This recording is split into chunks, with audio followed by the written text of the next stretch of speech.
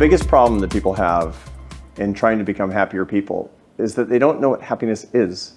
People think that happiness is a feeling, and they go searching for feelings, but emotions don't work that way. Emotions don't exist to give you a good day. Emotions are information about the outside world. Happiness is something a lot more concrete. The best definition is that it's a combination of three experiences that are really skills that we have in life. It's a combination of enjoyment, satisfaction, and meaning. Where enjoyment means that you enjoy your life. Now that's not so easy, it turns out, because that has a whole science behind it. Satisfaction is the joy that you get from an accomplishment after struggle. And then of course there's meaning. Meaning is the hardest one of all. Meaning is something that we all need, but it's become a real crisis in life. So if somebody's going to have the goal of becoming happier, what they need is really three goals. I want to enjoy life more. I want to be more satisfied with what I'm doing, and I want to find the meaning of my life. And then life starts to get better.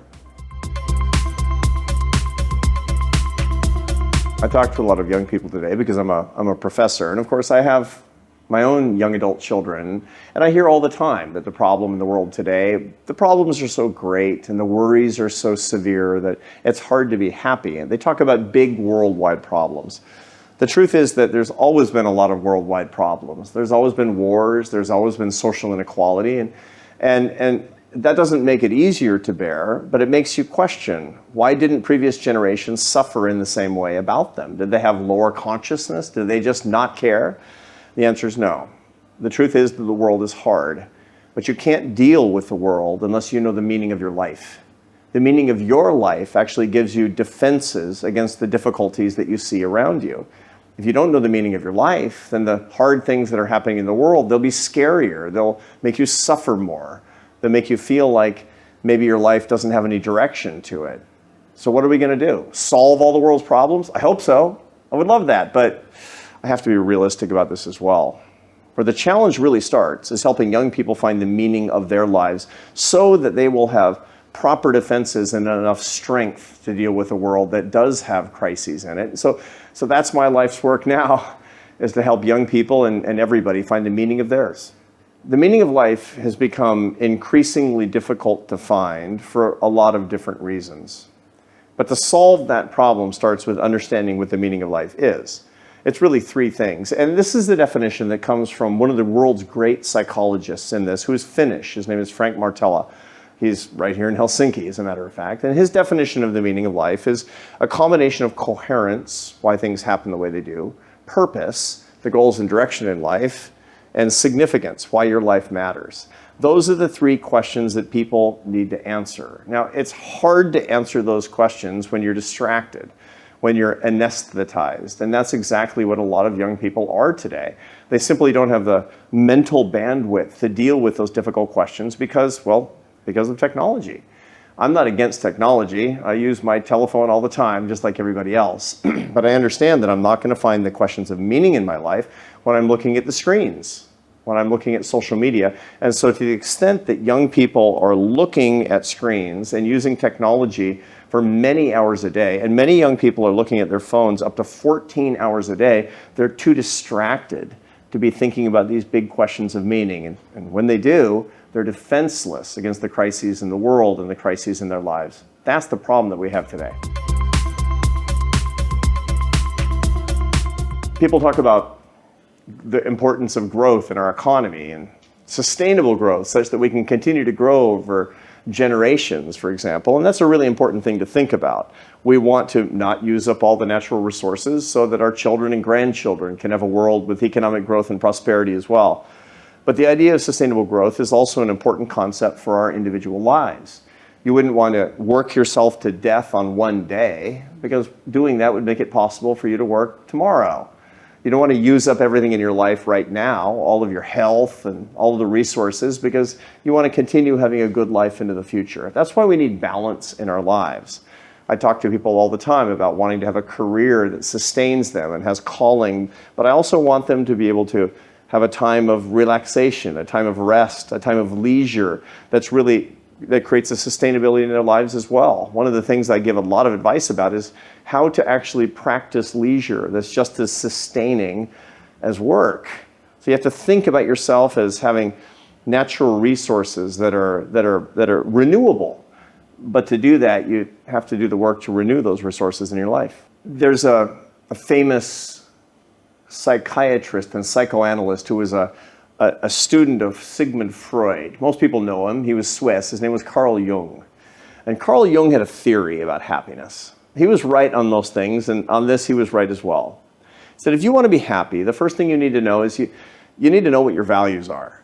You need to know what you believe. Many people don't. You ask them big moral questions. Oh, no, I've never thought about it. He says, you have to know what you believe. That's step one. You have to do the work to find out what your values are. Step two is living according to your values. It's really hard to be happy if you have certain moral principles, but you don't live according to those moral principles. And so this is one of the great things that we need to do as individuals, as families, as communities, as companies, and even as countries. What is it that we believe is upright and correct? Are we living according to those values? If we are, good things happen. If we aren't, well, that's an opportunity for change.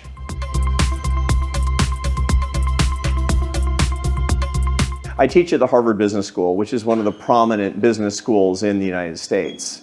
We have some of the best business students in the world, as a matter of fact. And our responsibility is to help them have careers that are satisfying, where they create value and economic growth, create a lot of jobs, but also where they make the world a better place.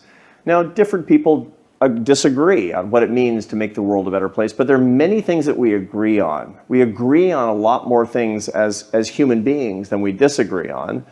And so what I talk to my students about is how they can be happiness teachers in what they're doing. My students are going to be leaders. They're going to lead big corporations and start small businesses and everything in between. But the big job of doing that is not just earning more money. It's actually lifting people up, finding out how through other people's careers and callings and in business that people can find who they want to be as human beings, to have relationships that are really meaningful, and to make the world a better place in the jobs and opportunities that they're creating themselves. That's real ethics in business. The most important skill in business, this is a question I get a lot. What's the most important skill? Is it understanding accounting? Is it the basics of finance? Is it general management and human resources? No. It's being a happiness teacher. It's knowing the principles of how people are motivated, about what makes people not work harder, but want to work harder because they're doing so in joy. They're building relationships that are sustainable in their own lives. And that's the reason that the only class I teach at the Harvard Business School is called Leadership and Happiness, how leaders can become happiness teachers. And if I do my job with every corporation and every leader, the world becomes a little bit better. One of the things that I admire about the Nordic countries is there's a kind of ecumenism between business and aesthetics and technology that we often don't see in other parts of the world. When you come to an office in Helsinki or Stockholm or Oslo or Copenhagen, you notice that there's a kind of a naturalness to it, an elegance to it. And the reason for that is that there's a concept of design that's very human in much of the Nordic countries that we can all learn a lot from. I admire that a lot because the truth of the matter is that when aesthetics and technology are blended and they're put in service of what we're trying to do in business, people prosper, people do better, people are more relaxed, people are happier, is the whole point of that. And so what I recommend is that people in business and technology, that they learn more about art. Now, my own background is in the arts. I spent the first 12 years of my career as a professional musician, as a matter of fact. And I grew up in a household where my father was a mathematician and my mother was a painter. And so the aesthetics of sound and the aesthetics in the visual arts are really important to me, to be sure. The way that I teach at the business school is by using a lot of music and art, as a matter of fact, to draw in these particular elements to make everything more beautiful and more human. And doing that, well, business is a lot better too. There's a very funny thing about entrepreneurs, which I've studied. I've written books about entrepreneurs. They're psychologically really interesting people. Now, everybody has entrepreneurship. Entrepreneurship means a willingness and ability to take risk in service of great rewards. But that doesn't mean money necessarily. It means great rewards in your life. Getting married is an incredibly entrepreneurial thing to do because you're taking a risk because you want a big reward. Having children, unbelievably entrepreneurial. Immigrating, very entrepreneurial thing to do. The reward that actually comes from that is typically not denominated in money, however. What it really is denominated in is the reward that comes from creating something beautiful and new. That's how humans are wired. Every major religion talks about the generativity and the creativity of human beings. We're wired to create things. And that's what entrepreneurs really understand. Now, maybe your entrepreneurship is personal. Maybe it's in terms of something having nothing to do with business. But to become a more entrepreneurial person means to become a more creative person. And to become a more creative person means, at the end of the day, to become a happier person. Now, when we talk about entrepreneurship in terms of business, that's a very specific set of interests and skills. Only about 2% of people have real interest in being an entrepreneur, starting a business. And they have certain characteristics. They tend to be fiercely independent. They tend to be very individualistic people. If you're a real collectivist in your mindset, probably you don't want to strike out on your own and try to do something new with a lot of risk. But if you're a really individualistic person, then that's something that's going to appeal to you more. A lot of research shows that these tendencies, they tend to be genetic. So entrepreneurship in business is probably a genetic tendency. Who are these people? How do we identify these people? The number one way to identify people with the entrepreneurial tendency is immigration. Why? Because that's putting everything at risk in service of a big reward.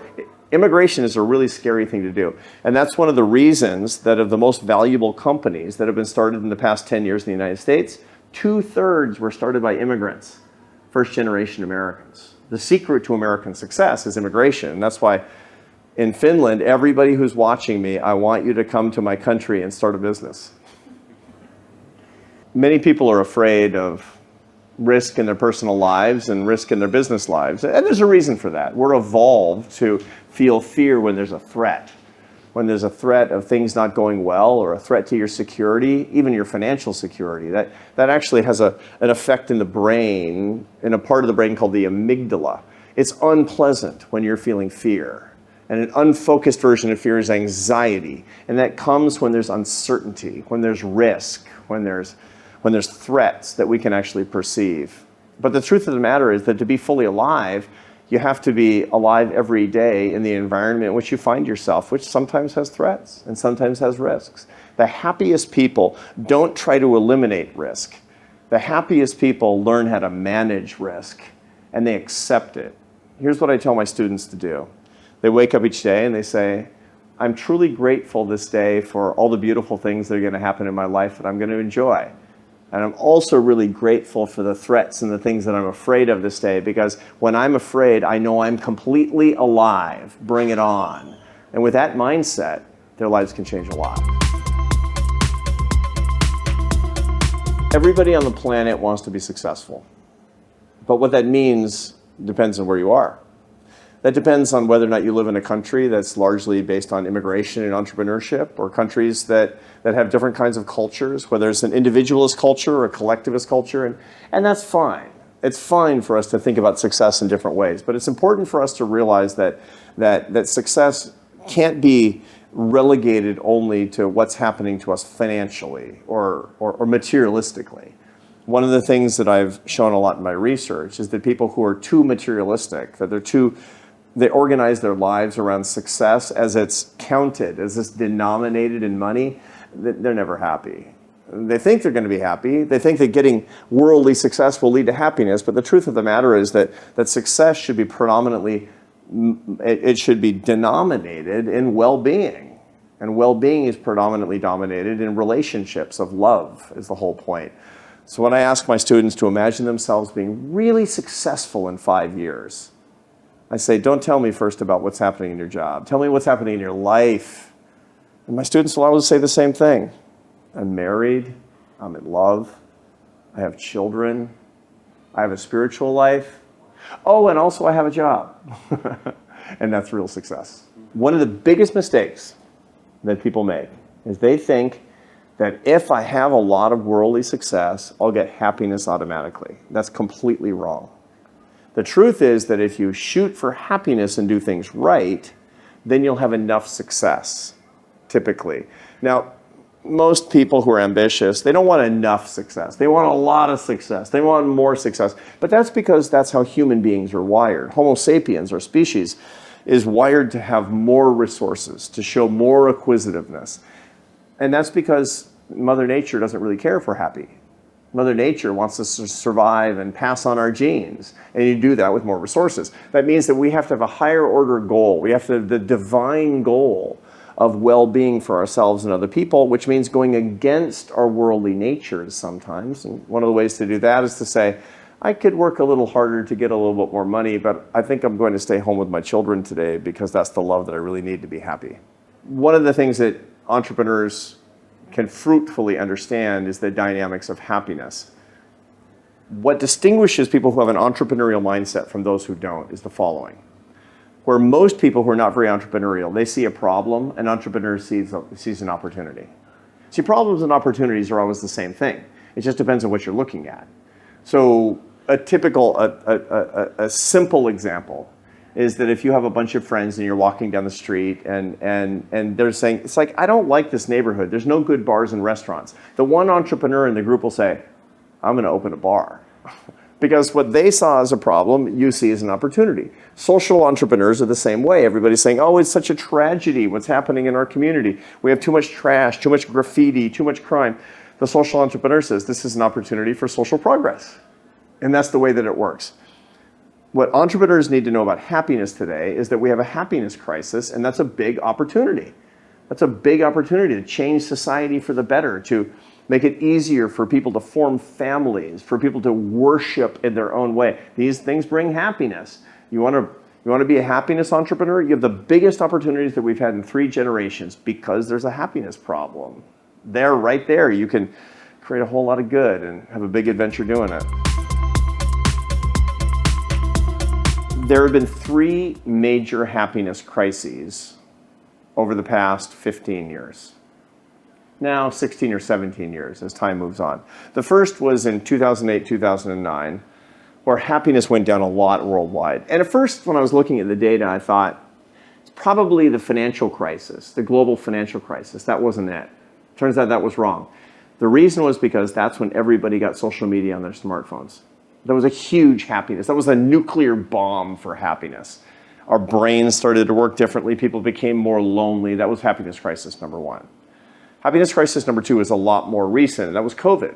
The coronavirus epidemic, it pulled people apart, made people lonely. The reaction to COVID, the lockdowns were a big mistake. They were really bad for young people. They closed the schools. They made it so a whole generation of young people have only ever worked online. It was catastrophic. That COVID was bad, but the reaction by governments was worse for happiness. That was the second nuclear war for happiness that we found. The third one happened in between those two, and it was long running, and that was the crisis in political polarization, ideological polarization that we see today. That was the idea that people with whom you disagree, you can't love them, you can't be friends with them, you can't even have them as family members. That's the craziest thing ever. The idea that politics would rip a family apart, who you vote for would be the criterion for who you would fall in love with and marry. That's trivial compared to human love. But the idea that if you don't vote for the way I vote, that means you're not somebody I can actually respect, that your values are too different than mine. There's a reason for that.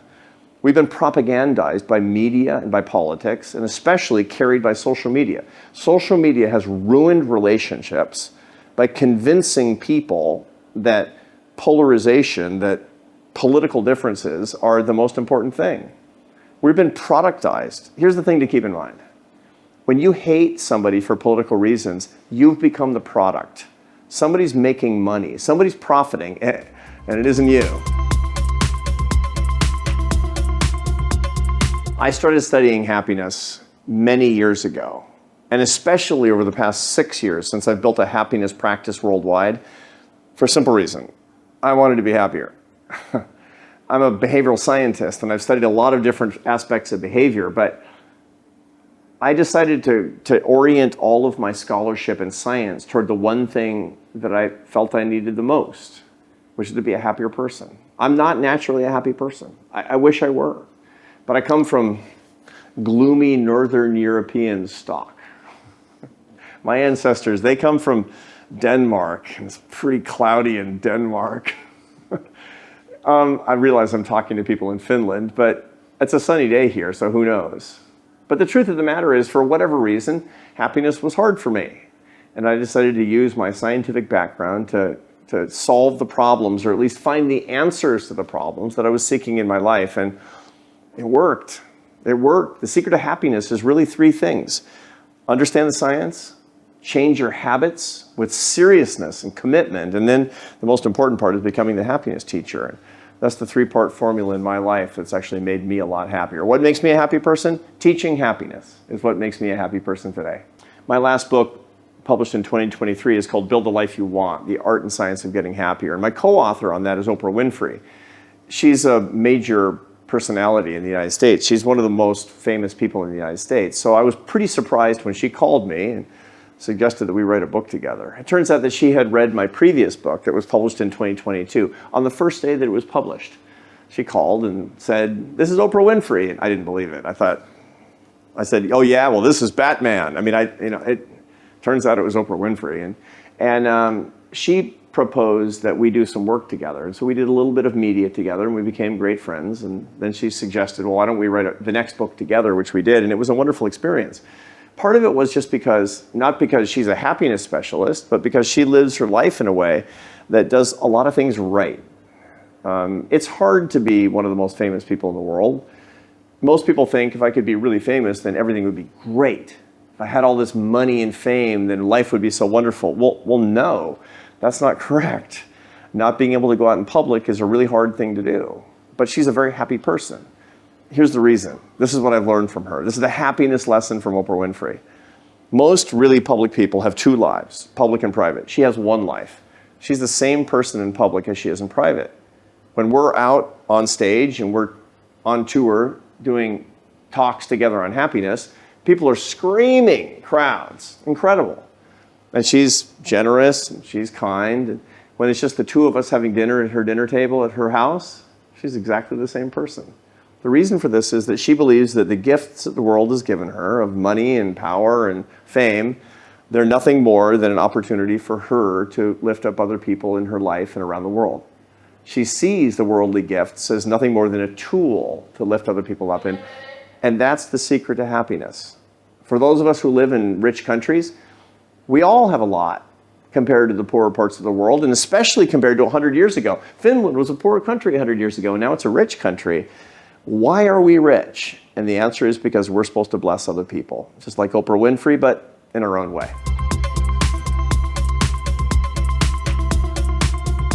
I work with a lot of young business students. Many of them want to be entrepreneurs. And they make a misconception about what the future of their happiness is going to be. They think that if they have tremendous success with their startup, then they'll automatically be happy. And that's the first thing that I tell them, that that's not the secret to your happiness. The secret to your happiness is building something good and true, working hard for the good of other people, doing something that can actually last, that's sustainable in a way that will bring jobs and opportunity and growth and good ideas to somebody else. And when they understand that it's the service to others and earning their success that's the secret to their happiness and not the fortune that they might make, they work with greater joy. And when they inevitably, or at least hopefully, have the success that they seek, it'll be something that they can count on, and they will have the good lives that they want.